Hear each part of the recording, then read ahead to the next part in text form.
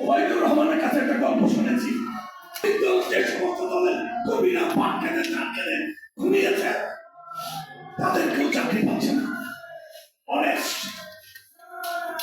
আমরা শুনতে চাই গুরু সাহেব, আপনার কাছে বলতে চাই, আমরা আপনাকে যতটা জানি, আপনি দয়া করে এই কথাগুলো মাননীয় প্রধানমন্ত্রীকে বলবেন। অত এই কথায় লাভ নাই।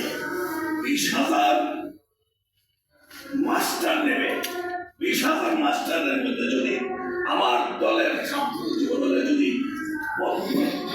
15,000 না থাকে, আজকে আলোচনা সভার সভাপতি আমাদের আজকে আমাদের যার আজকে শাহাদত বার্ষিকী আমার বন্ধু বাবুল আহমেদ সাহেব বলেছেন।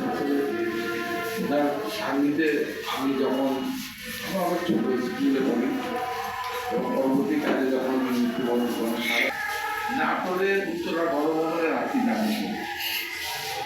আপনি চিন্তা করেন যে একটা দেশের প্রেসিডেন্ট 13 বার উত্তরা গণভবনে রাত্রি জানি, এবং আর এই কারণে আমি এখন নগণ্য কর্মী হিসাবে আমি ওনার সান্নিধ্যে যাচ্ছি।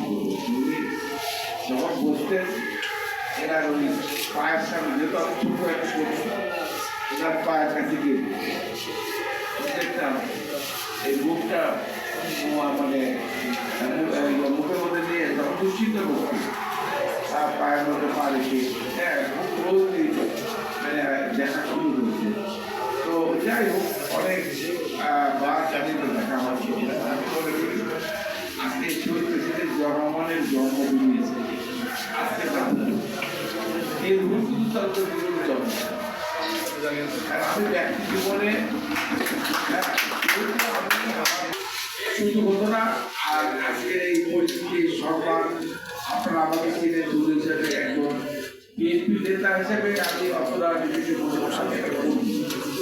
আর রহমানের কর্মী, জিয়া রহমানের কর্মী, খালেদা জিয়ার কর্মী, আমার বড় পরিচয়। আমি কর্মী হিসাবে নিজেকে আমি প্রাউড করে আমি এইটা রাষ্ট্রীয় ক্ষমতায় এবং এই 2026 সালের যে নির্বাচন 12 ফেব্রুয়ারি, আমি মনে করি এই জিয়া রহমানের দর্শক, জিয়া রহমানের কথা বলে জিয়া রহমানকে ভাঙিয়ে বিএনপি 2/3 মেজরিটি যে রাষ্ট্রীয় ক্ষমতায়, এবং অবাধ নিরপেক্ষ নির্বাচন বাংলাদেশে যখন হয়েছে, আপনারা খেয়াল করবেন প্রত্যেকটা নির্বাচনে বিএনপি রাষ্ট্রীয় ক্ষমতা, আর বিএনপি যখনই ক্ষমতায় এসছে তখনই ষড়যন্ত্র হয়েছে।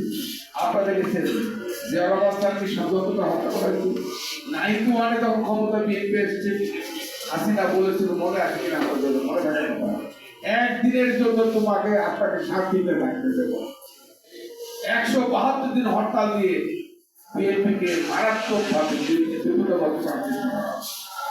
বিএনপি খালেদা জিয়া আমাদের নেতা নেত্রী স্বাধীনতা সর্বভৌম গণতন্ত্র রক্ষা করার জন্য অনেক কিছু বিষয় করেছে, এবং 2001 থেকে 6 ঠিক একই অবস্থা। সেই সময় স্বাধীনতা যুদ্ধের ঘোষণা দিয়ে বাংলাদেশের মানুষকে ঝাঁপিয়ে পড়া, দেশ স্বাধীন করার জন্য উদ্বুদ্ধ করেছে, দেশকে রক্ষা করতে বাংলাদেশের সৃষ্টি করেছে।